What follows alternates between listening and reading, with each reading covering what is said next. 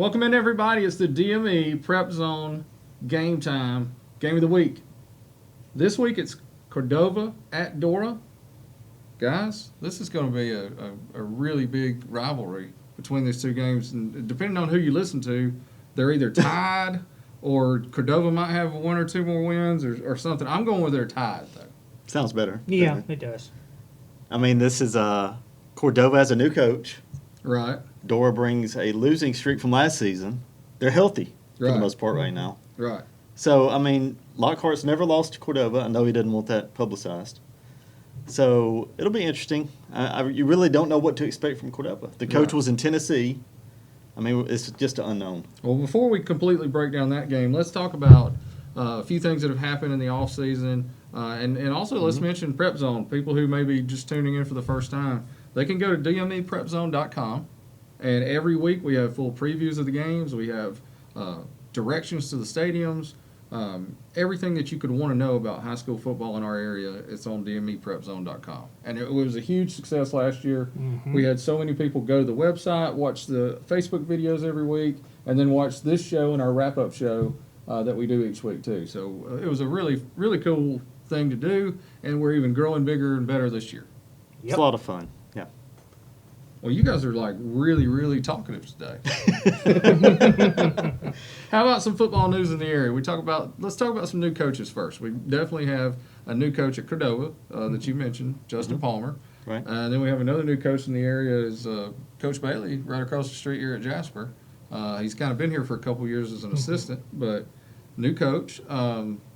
That's been differences. We've got teams that nobody's in a region with each other. And I don't know if we've ever had that, have we? Well, we have teams in the same class, in the same county, Curry and Dora. Right. And they go to different spots. Right. And we saw teams like Cordova jumps up to 5A, Jasper jumps up to 6A, Sumter Christian goes down to 1A. Right. So there was a lot of changes. Dora goes down to 4A, which is a huge, huge thing for the Bulldogs. Oh, I will say Oakman and Carbon Hill are in the same one. That's right. They are in the same region. What were we thinking?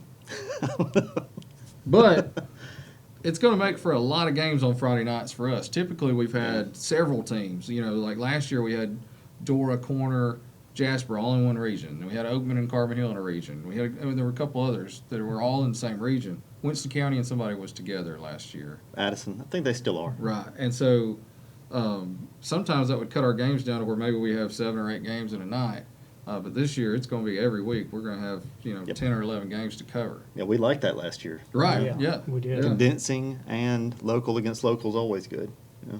Well, and the thing about that many games going on and people can't get to games, you go to DMEPrepZone.com. All your scores throughout the nights on Friday nights, constantly updated by all of our stringers at the games. And so that's something that people can look forward to, too. Yeah, and, when we were talking about these brand new coaches, I think with Coach Bailey, not a whole lot has changed. He's, as you mentioned, he's been around the program for a while. I think they just kind of smooth into what he's planning on doing. Coach Palmer, it's a totally different circumstance.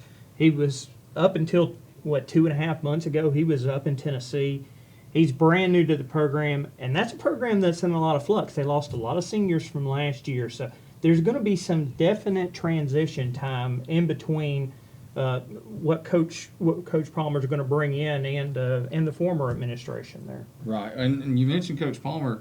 You were able to go to Cordova and have a sit-down interview with him and at their practice facility earlier this week, and we'd like to show the fans now at home that interview with you and Coach Palmer.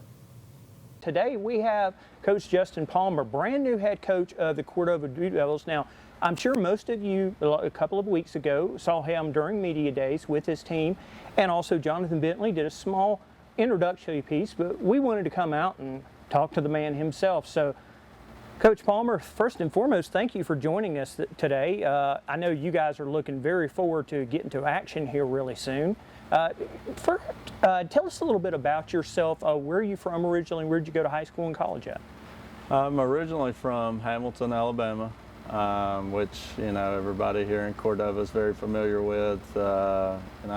Being gone last 10 years in Tennessee, I always check the scores every Friday night. In Alabama, of course, Hamilton's usually one of the first ones. So I knew that they had a close game with Cordova last year, but apparently there were some questionable calls maybe that went Hamilton's way. So I've had a little negative feedback towards me on that since I've been here. When I tell people I'm from Hamilton, I'm like, hey, I didn't have anything to do with that, you know. But grew up small town just like Cordova, Hamilton is, and it's a great football town just like this. So, you know, I think growing up there, playing ball there, going to school there, all of that helps me as far as being the coach here at Cordova, because I know what it's like to be in a community where football is important. It's really important here, and I'm excited to be a part of a community where it's important. But went to college, a few different places. Started off at a junior college in California playing football. Thought, you know, I was a good football player, and I wasn't nearly as good as I thought, you know, as my stats said I was, I guess. It's the best way to put it. Came back, played baseball for a couple years at Snead State over in Boaz, and then coached pitchers at Snead after I got done playing for a couple years before heading to Tennessee to coach high school football and baseball up at West Creek High School in Clarksville, Tennessee. So that's how I ended up there, and was there, you know, in Tennessee, gone for 10 years up there. So just really excited to be back in Alabama now, though. Coaching-wise, what positions have you overseen and developed during your time?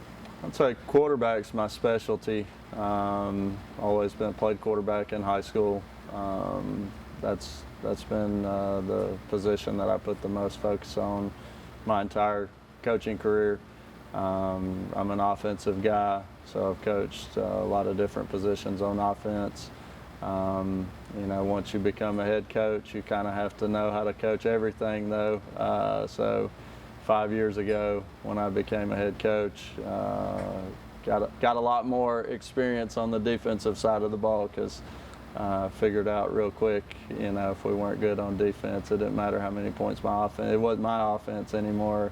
You know, it was my team. So had to learn a little bit more about defense, and so I've got experience coaching everything, but I'd say my specialty would be quarterbacks and offense. Offensively, what kind of philosophy do you gear yourself more towards that we might see in different packages from this year?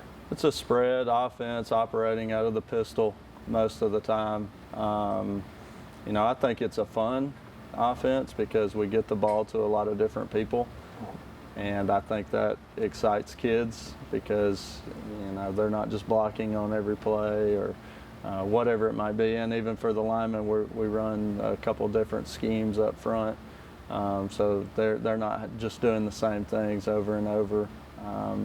I think it's, like I said, I think it's fun for kids to play in. It gives a lot of different people opportunities to do things with the ball, and, you know, who doesn't want to score touchdowns, you know. So, Coach, you come in with quite possibly one of the strangest situations or unique situations in our state, if not just in our area alone, in that you're coming in right in the middle of a lockdown due to a plague, and on top of that, you don't have the face-to-face meetings like you have. Most of it comes through a video. At the same time, these are guys that they went 0-5 last year, and then after that, they ran straight all the way into the playoffs, nearly won their playoff game. Have you seen that kind of perseverance and that kind of dedication thus far? Yes, I really, really love the kids here. Their attitudes are great. They're so coachable. They're tough.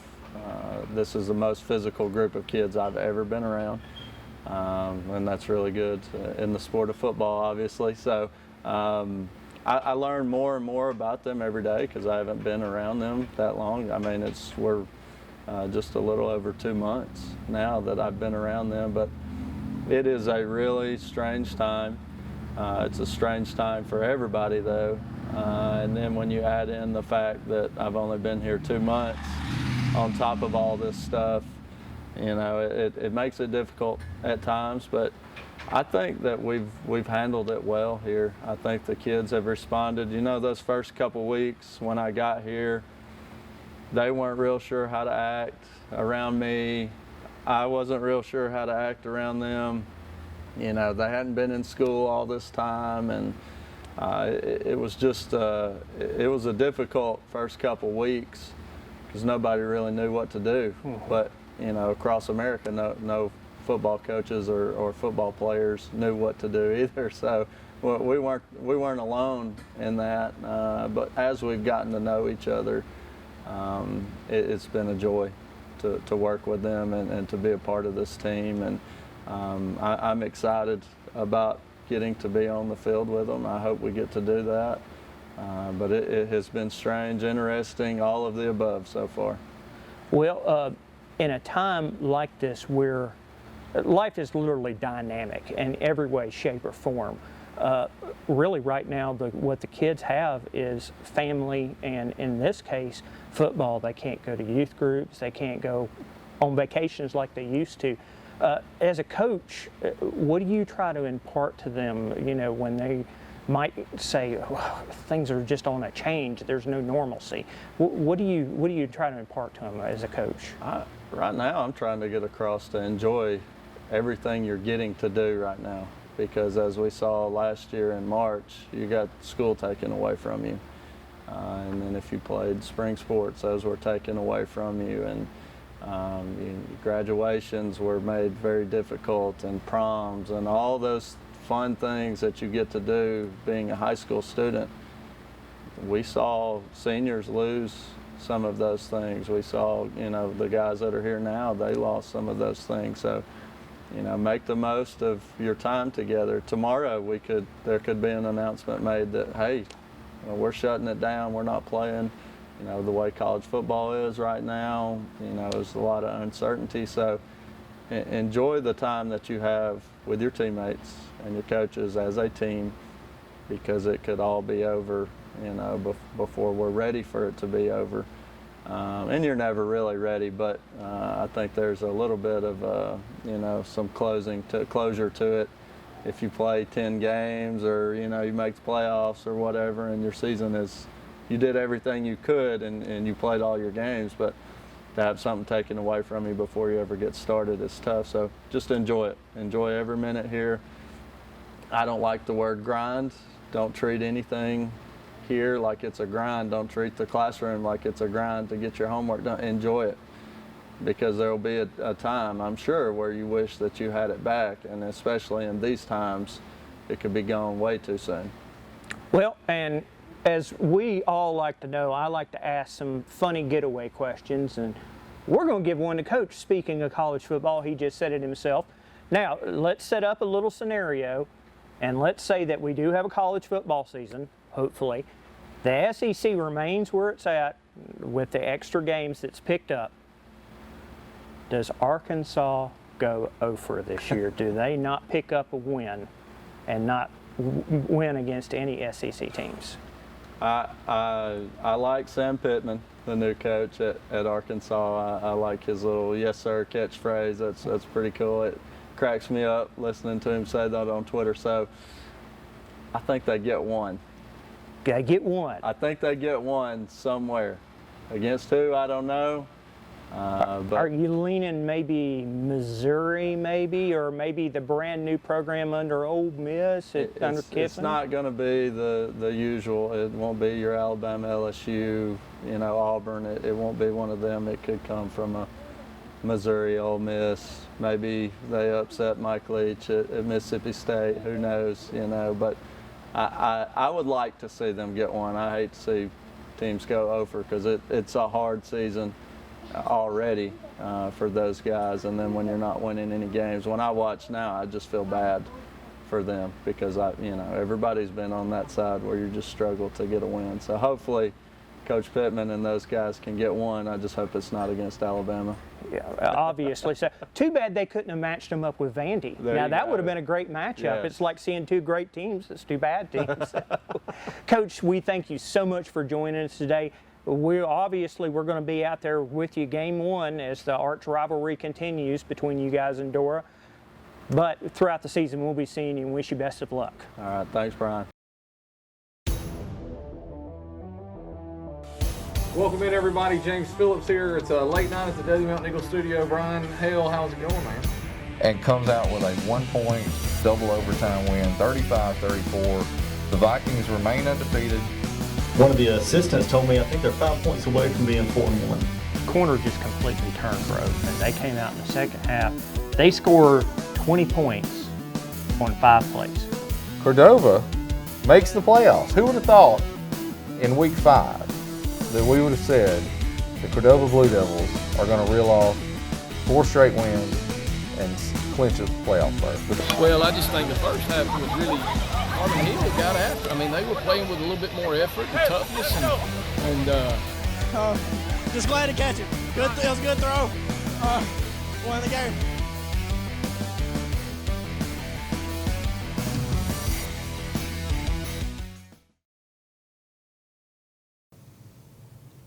Welcome back. James Phillips here with Jonathan Bentley and Brian Hale.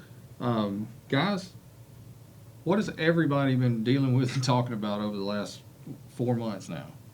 The virus. The virus. Right. And we're still talking about the virus. And we're afraid, is it going to affect high school football? Is it going to affect college football? Is it going to affect the NFL? We all just want to see football. Yeah. Well, And we're fortunate to even have an opening week. I mean, come 4 months ago, we didn't even know if we would have an opening week. what is y'all's thoughts? Do you think that we're going to make it 10 weeks in playoffs? Do you think that's going to happen? Well, to quote one of our favorite old wrestlers from WCWA's Day, Sting, there's only one thing for sure, nothing's for sure. That's true. I mean, we don't know what's going to happen. We know we're going to have week 1. Mm-hmm. We got that. So I guess we can be happy about 1 week for sure. I mean, if we do make it, we've already had teams shut down. Right. You know? How are they going to handle a breakout? Because you know it's coming. Something's going to happen. Right. Does the state have contingency plan? Right. You know? I mean, some schools are already having to forfeit games, moving them back and forth. So, you know what? Let's just enjoy it while we have it, because that's all we can do.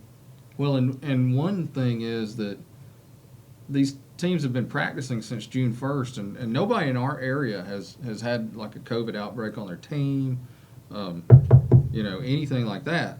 But what does starting school back do to that? Because there's so many students that are going to be in one place, even though they're only going to go 2 days a week for one group, 2 days a week for another group. We've got hundreds of kids in one place. Is that going to cause a breakout on a team? Well, predominantly with football, you're dealing with the vast majority of the time you're outside. Particles obviously have a whole lot of room to go wherever and whenever. With an inside sport and with kids going back into school, there's a lot more chance that obviously the infection, the particles could get absorbed a lot easier, and that's what we're looking at right now. I mean, to me, honestly, right now, I'm not scientific enough to know exactly what that could entail, but Right. Just looking from a common sense perspective, you're dealing with a whole lot of bodies inside. Obviously, the risk factor goes up a whole lot higher. When we know high school's at least starting. How about college football? I mean, we've had most of the NCAA is shut down. They're not going to play football. We've got 3 conferences that are still going to play at this point. We just saw the SEC schedule released. Does college football, what's left of it, does it make it through a season? I'm going to say probably all the way until January.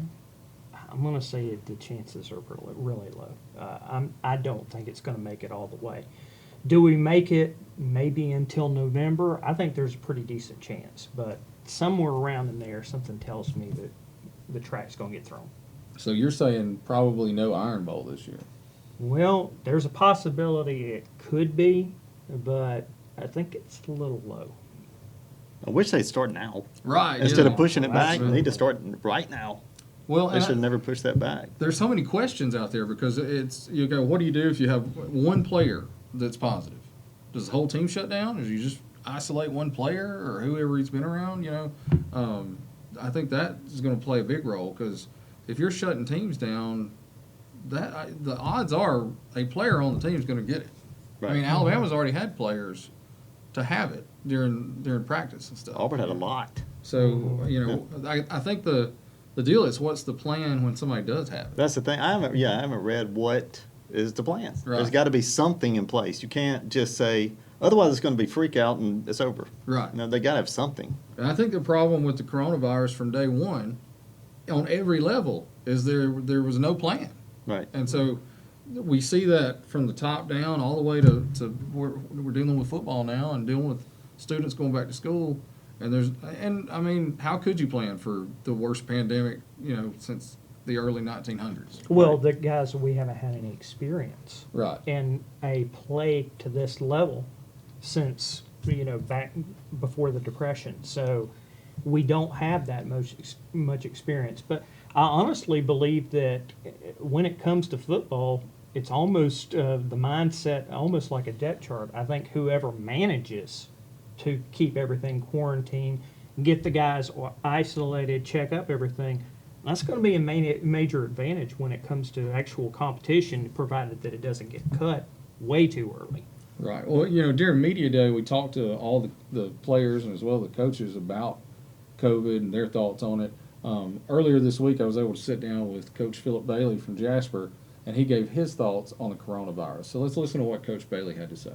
Well, let's talk about first. Let's talk about COVID and the things that you guys have had to do throughout this off season. This has been a off season unlike anything anybody's ever seen. It's been quite a wild ride, that's for sure. And other people have told me that your first year being a head coach is all about managing the chaos, and I didn't know how right they were going to be. Right. With this first year. So thinking back to March and when school got shut down and going 11 weeks, without being able to see our kids and trying to send them workouts to do at home and Zoom meetings and huddle playlists for them to watch and all those type things. And then finally getting them back June the 1st and having all the regulations and precautions that we have to take as far as training our kids. And, we were training them in 3 different weight rooms and 1 kid in each rack and taking temperatures and screening questions and sanitizing. And we still do all of those things, to make sure that our kids stay safe. So that's always been our big priority. We've as coaches and educators, we wanted to keep kids safe long before we ever heard of COVID-19. Right. We've still, wanted to do that. So having masks and, enforcing the social distancing when we're able. When you're out there on the field and practicing football, it's not feasible. The game of football, the nature of it is kind of the antithesis of social distancing. Right. But when we're in the weight room and when we're in meetings and those things, we try to make sure we enforce that and have masks on and make sure that we sanitize our facility. And our kids have been tremendous. They have. They just kept rocking along, and whatever's been thrown at them, they've just stayed the course and kept fighting. And here we are, and excited to finally get the opportunity to go play somebody else. So we're excited.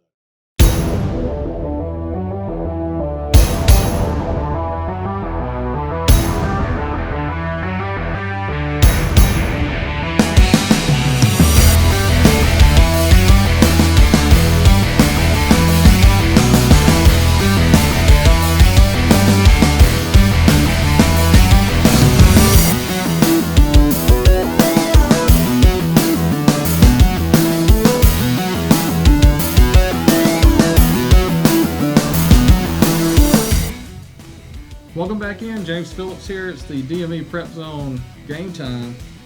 Game of the week this week is Dora and Cordova. And let's talk about Dora a little bit right now. The Bulldogs had a really, really down 2019. I don't think any of us would have expected them to win their first 2 games and then just go winless the rest of the year. What do you think about Dora, their struggles last year? Do they bounce back this year? Well, I'm going to tell you honestly, and me and Jonathan had been harping on this for a long time. You take the good with the bad. They grew a lot last year, had to grow up because of all the injuries, the depth chart, the attrition. What that actually did was it gave a whole lot of underclassmen, guys who were in Coach Lockhart's own opinion, guys who should not be playing varsity level football got out there and got starting experience. That built a huge depth chart. Now, out of that, we'll obviously need to see some leaders take over. But what that does is it's going to have teams are not going to be able to just easily wear Dora out. They're going to be able to go very deep, and I think that's going to pay off major dividends this season. What do you think, Jonathan? Well, they're going to 4A. It's a level playing field. They had no business playing of schools last year. Right. Jasper and so, I mean, this They is were the the level now. smallest school in 5A last year. Right. It was very unfortunate. I mean, 2 years of this. Yeah. So they're going to be ready. I think they're in a good spot now.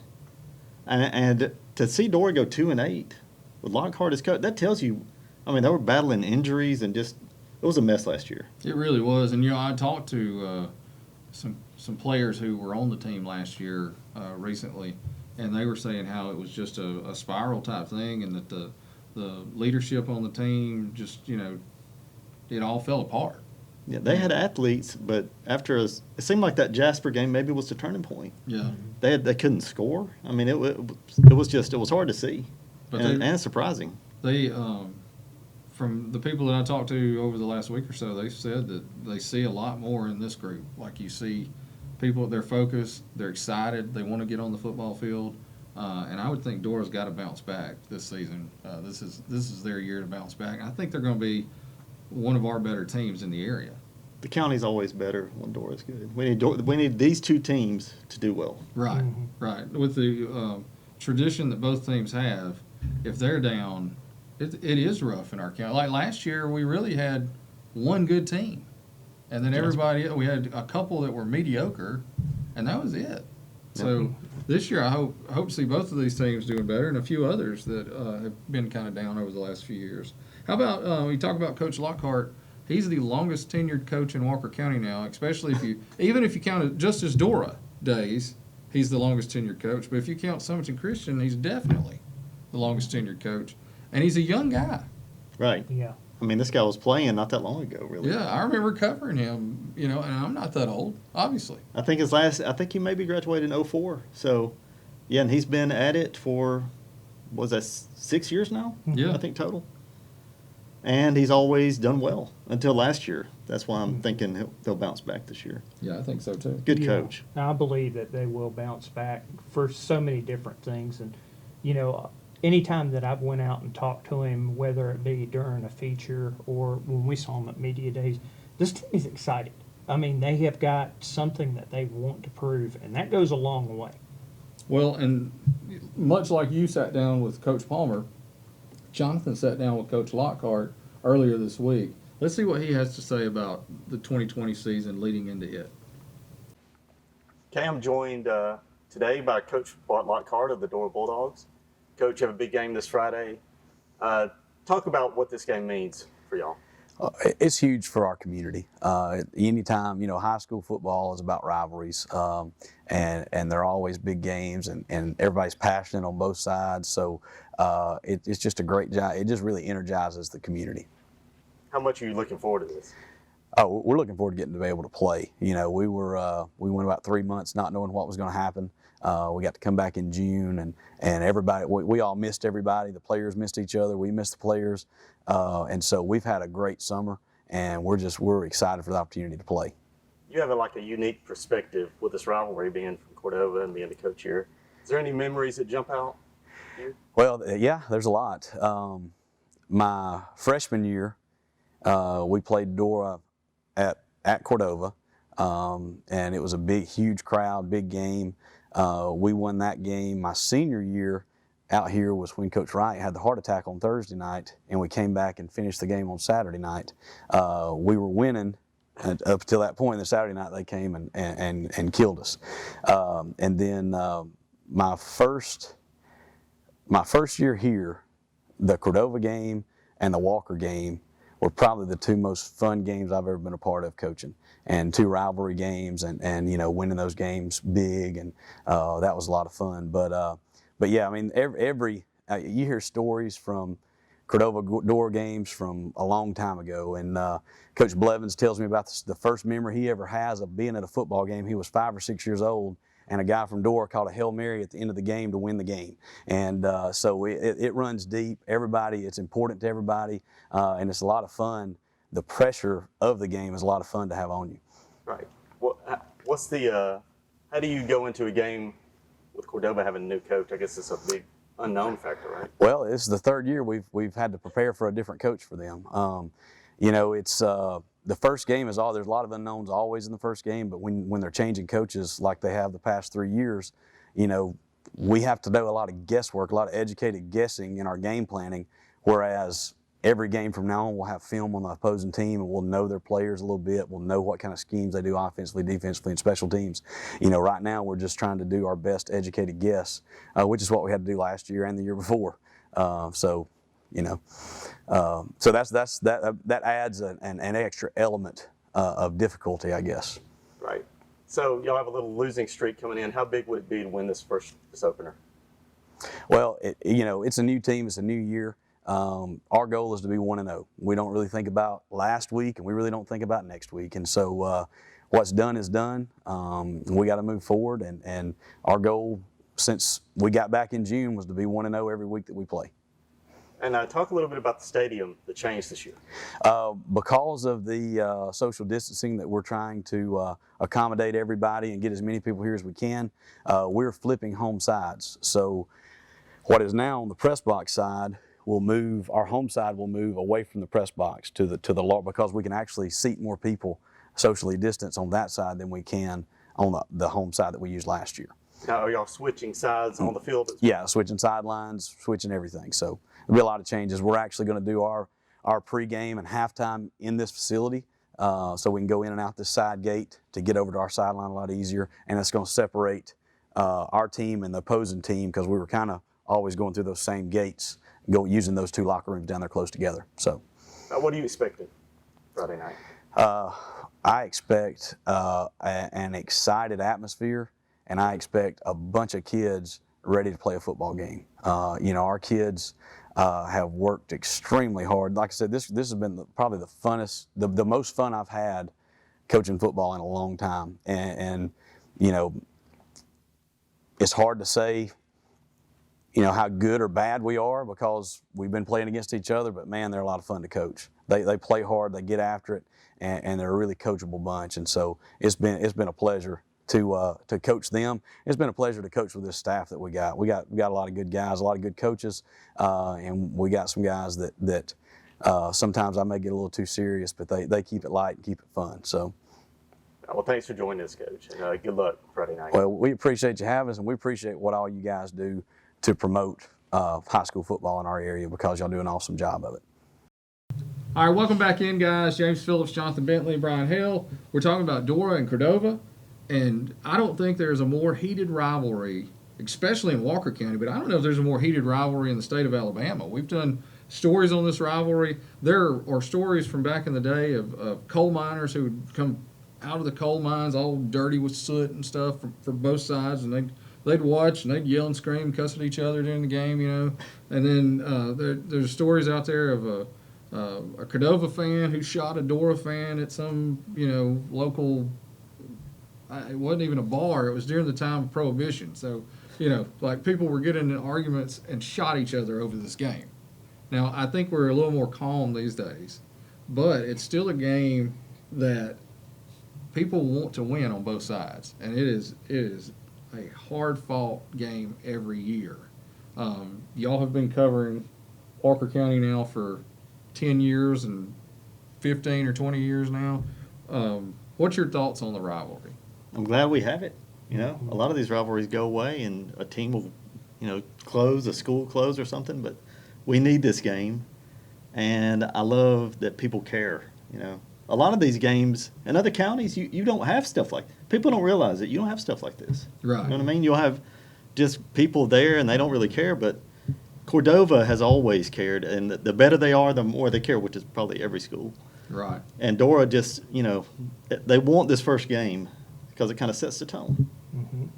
And, of course, though, one thing that we have seen, especially in the past 10 years, is this game is no indicator how the season will go. I mean, obviously, Dora went out there and ran the roost last year, ended up 2-8. Cordova started off 0-5 after losing this game and ran roughshod over the rest of the season until they got to the playoffs. So it's no indicator, but what it does is it really gets everybody cranked up, rightfully so. Well, and Jonathan, we talked earlier about how this series is extremely close. Depending on who you talk to, Dora people say that it's tied. I think it's 47-2. Mm-hmm. Cordova people say that it's 49-45-2. So no matter which side you take, it's definitely a close rivalry, and I'm going with the Dora side. Of course, I graduated from Dora, so at least I'm going to trust those guys. I love Cordova people. Don't get me wrong, but one time a year, and it's this week, I can't stand Cordova, and there's no way to get that out of my system. Like for this 1 week, I think they're low down. You know, I think they're. I'm not going to say they're cheaters. I won't go that far, but they are river rats, and the Bulldogs are going to take a bite out of them Friday night. Wow. I'm looking forward to seeing Palmer out there. You know, I bet Lockhart did not want me to say that though. No, he would not have liked it. No, absolutely not. But the funny thing is about Lockhart is he started here, he ends up over there. Right, and that's another thing Very we didn't unique. mention. He was a quarterback for Cordova, and now he's the head coach at Dora, and he talks all the time about how Dora's his community and how he just loves Dora. And so is there some hard feelings on that Blue Devil side about one of their own being at Dora now? Well, you also got to think, it's at certain times when this game is played, Coach Lockhart's still got to think that's my alma mater over there. Right. I mean, no matter what, it's still where he played for, where he graduated from. So I guess that's also a play in it. But Coach Lockhart is now part of the Bulldog Nation and has been for 4 years, or going for his 4th season. So that is his home now.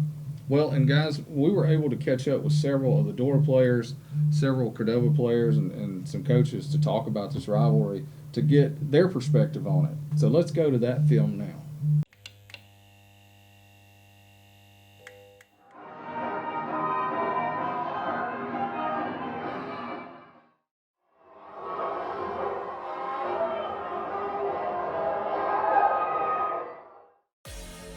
The rivalry game really brings a spark to the community. It's usually the first game of the season. It really gets the season started off well. It means a lot to the people. It means a lot to everybody. The Dora and Cordova rivalry goes way back. For me and the team and the community, it really does mean a lot. It means a lot to me, and it means a lot to this community. Cordova versus Dora. This is the longest rivalry in Walker County. This is the game everybody looks forward to every year. For me, it's a really good, high-flying football game. Everybody's ready to go. Everybody's raring. I've been playing this shit since I was 7th grade, 8th grade.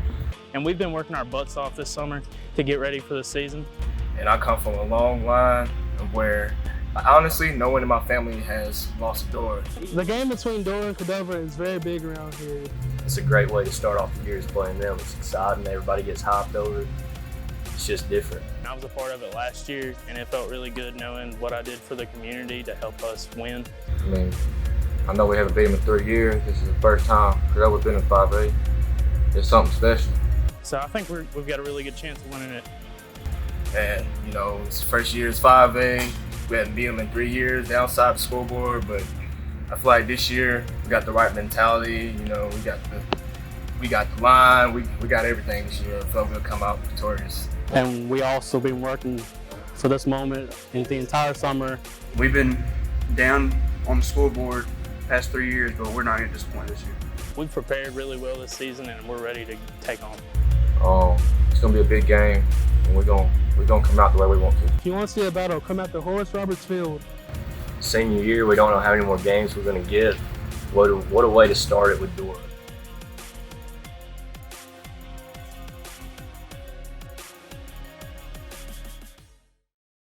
Welcome back, everybody. We're missing a person that's usually on our panel, especially for this segment that we do each time. It's our picks of the week. Jeffrey Winborn is actually having to produce the show and film the show and edit the show, so he's not going to have his picks this week.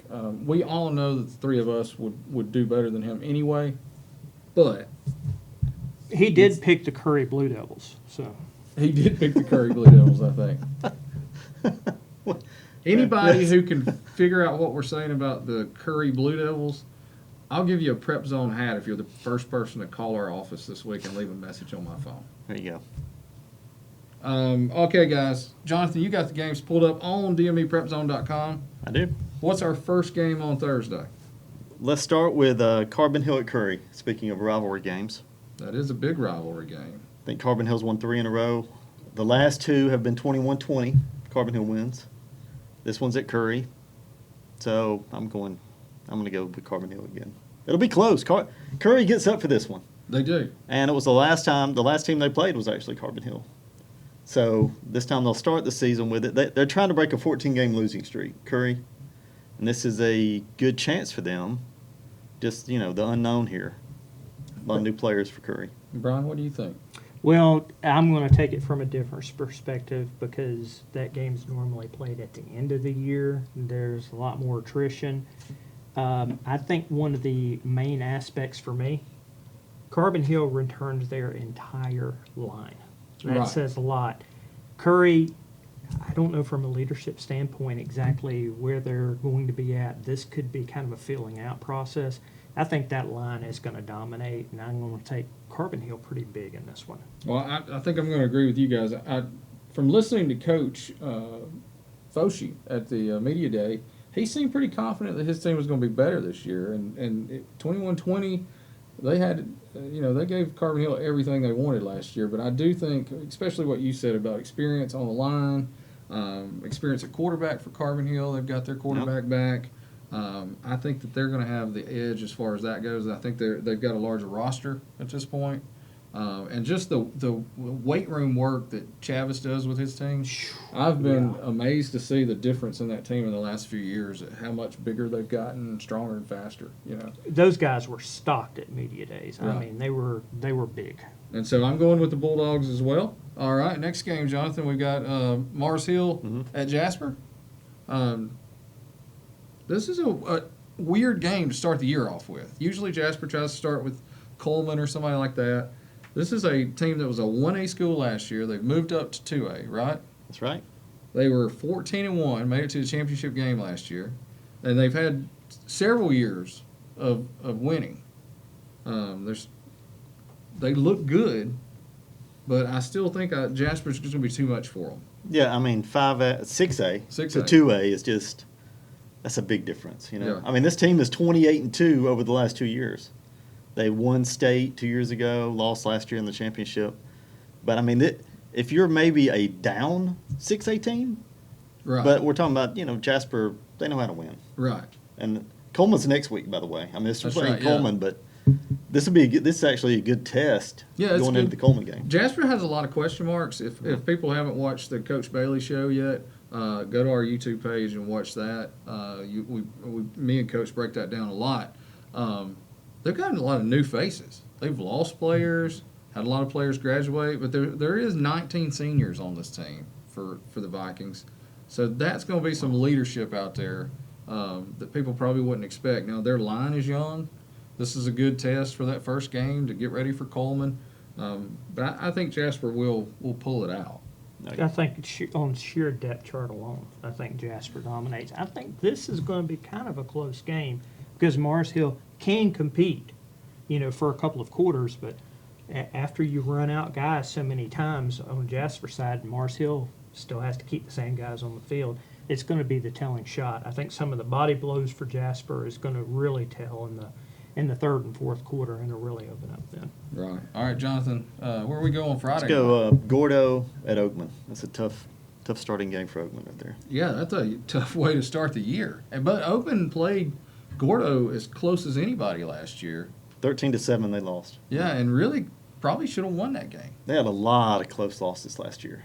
Now this team, kind of like he said about Carbon Hill, returns their line, Oakman, and they'll always have people back there. So, I mean, this will probably be a close game, but that is a tough opener. Right, and is it on the road? No, it's at Oakman. It's at Oakman? Mm-hmm.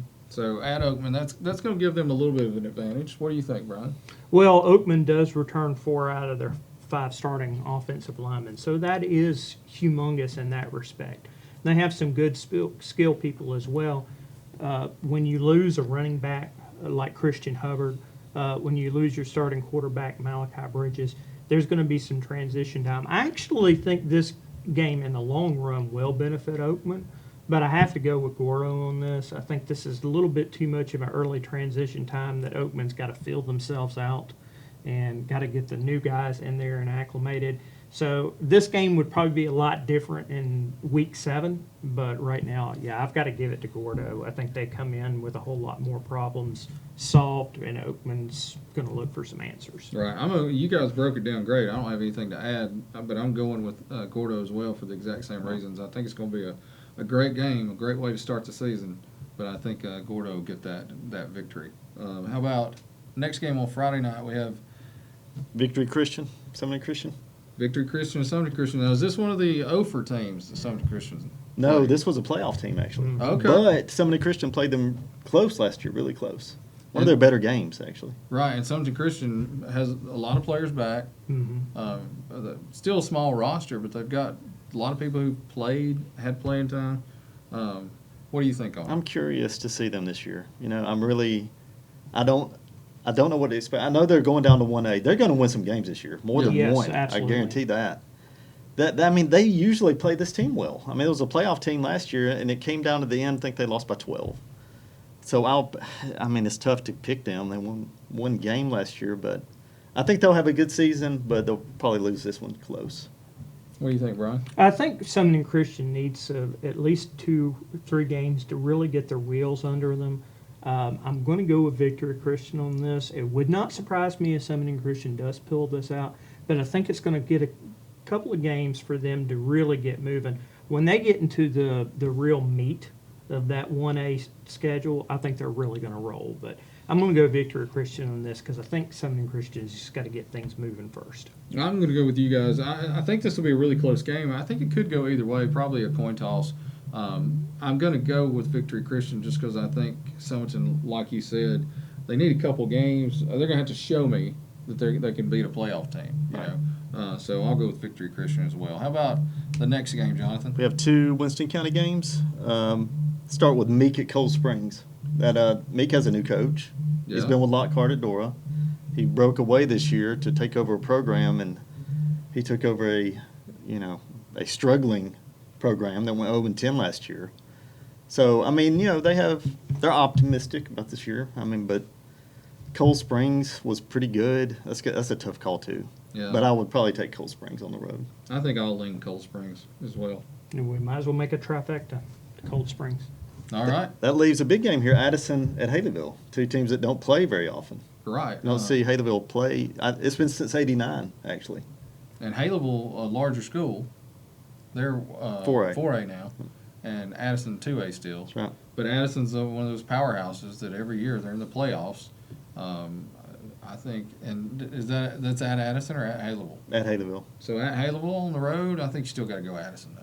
I think I am going Addison. They're always, they've got talent. They're always going to have a good line. They're sound. Yeah, they're fundamental. Like they're going to be good fundamentally. They don't make a lot of mistakes. Yeah, they don't. And when they do, that's when they lose. Is if they fumble the ball, That's right. 5 or 6 times is what it takes for them to lose. What do you think, Brian? Well, and Jonathan and I discussed the other night, you never know exactly when the year starts what you're going to get out of Haleyville. They could be a 10, 11, 12 win team one year, and then they go through a string of 3-7 seasons like they did last year. Whereas they're an unknown, Addison's a known. Right. Every time that they line up out there, unless they've had a season of injuries, you're going to get good Addison football. Guys, I'm going with y'all. I'm going with Addison in this. I think they perform well in this. It's by no means a blowout, but I think they win this. All right, who's up next? There. This is it. Whoa, this is the big one. Winston County and Lynn play a jamboree. Right, they and do that every Corner year. is off this week, so Okay. this is what we're left with. So we've got Dora and Cordova at Dora. Series is tied. We're going to say it's tied. Right. I've already told y'all. I've already said Dora's winning this game. I couldn't pick against them even if I wanted to. So I'm going with Dora. You guys really break it down. JB, you're the senior. I see the same thing. It's a new coach. I see this kind of ended up like last year, maybe semi-close, 27-16, something like that.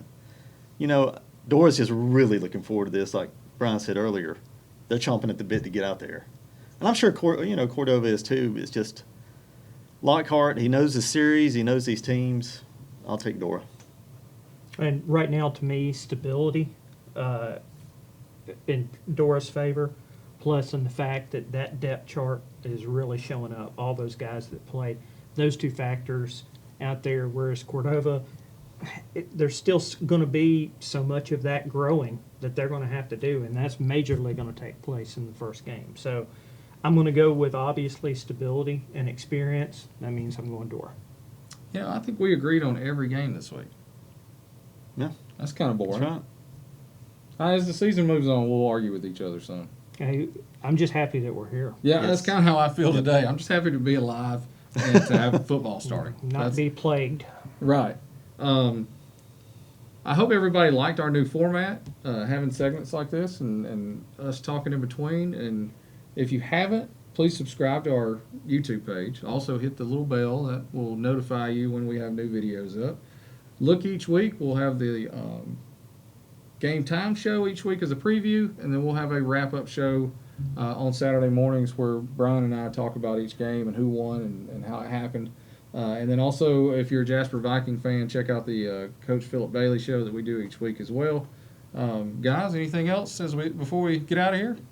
People probably need to take note at how their school is doing the tickets. That's true. We haven't mentioned that. Absolutely. Because Jasper, I think you have to get those online, correct? Jasper tickets need to be bought online. They're going to be at 50% capacity.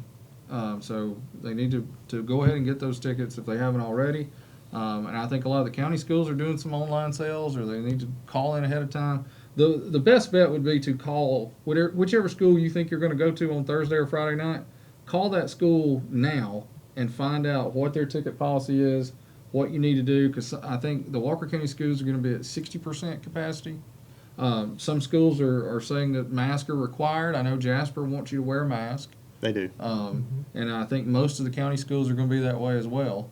And that's all just a way that we can get back to some sort of normalcy, watch some football, wear your mask, so maybe we can make it more than 1 week. Because that's what's going to happen is if we all decide that we're too good to wear a mask or whatever, people are going to start getting sick, and the knee-jerk reaction is going to be, let's shut this thing down. Right. And that's the last thing anybody wants. Absolutely. Do not need that. We need football. I wrote a column about it 3 weeks ago. We need football in Walker County. It's mental health. It is mental health. I'm serious. It is. Yeah, Yes. I mean, we've been waiting. Also, don't forget our Playbook magazine is out this week. Be sure to pick that up. It's in the Thursday edition of the Daily Mountain Eagle. We have extra copies at the Eagle office. All you need to do is call and let us know how many copies you'd like to have. We'll sell you those. We also have posters that are schedules for the Walker County schools on one poster, Jasper on another poster. Those are available for $1 a piece as well if you want to call in, and we'll have those for you where you can come by and pick those up. Football's here, and we're doing our normal thing, and I can't wait. I just can't wait for Thursday night to get here and hear some pads hitting each other and people being excited about local high school football. And if you can't make the games, JB will be on WJLX on Thursday night. WJBE will have Dora and Cordova on Friday night. That's right. So you can listen to those games live. Go to mountaneagle.com or DME PrepZone.com, and we'll have links to those games as well. Brian, like you said, you'll be at Dora and Cordova. I'll be walking the sidelines at Jasper. It's going to be a lot of fun. It will be. All right, guys, until next time, we'll see you at the football field.